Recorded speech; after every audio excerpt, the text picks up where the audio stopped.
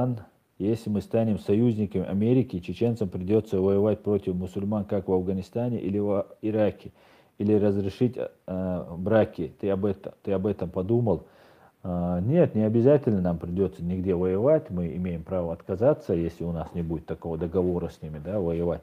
Можно что-то указать как-то, но по поводу вот этих парадов и браков, да, это тоже надуманно. У нас Конституция прямо запрещает действия, которые противоречат нашим нравственным устоям. Это в Конституции, в нашем основном законе написано. Поэтому не придумывайте ничего.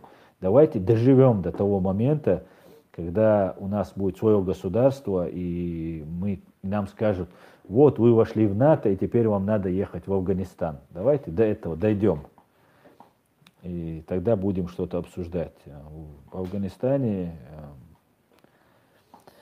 Афганистан, если бы сейчас не выбрал бы такой путь, они вообще в ужасном положении находились при талибах, потому что полностью их вообще весь мир игнорировал, пакистанские спецслужбы там финансировали, там проекты разные делались, с одной стороны были там Шах Масуды и разные другие, которые занимались там кто наркотиками, кто другими делами, оружием, и было очень все плачевно, да, очень все, конечно, сейчас тоже там не очень хорошо. Но я хочу для своей страны не участь Афганистана. Вы это должны понять. Хотите вы это понимаете, хотите не понимаете. Но я хочу, чтобы у нас были технологии, чтобы у нас медицина была, чтобы у нас образование было, чтобы у нас социальный пакет для простых людей был, чтобы мы сегодня уже машины без водителей ездят, завтра будут эти машины летать без водителей. И мы получать должны технологии, знания, все знания, и исламские тоже. Но мы должны не только на исламских зацикливаться, а на всех. Потому что сегодня, к большому сожалению, исламские науки, ислам очень сильно отстал. Раньше мы были передовыми, да, мы были настоящими, искренними, передовыми, способными. Да. Сейчас мы очень сильно отброшены. Да. Никто не едет там получать знания там, в Саудовскую Аравию. Все едут получать знания в Кембридж, Оксфорд или еще куда-то. Поэтому нам надо...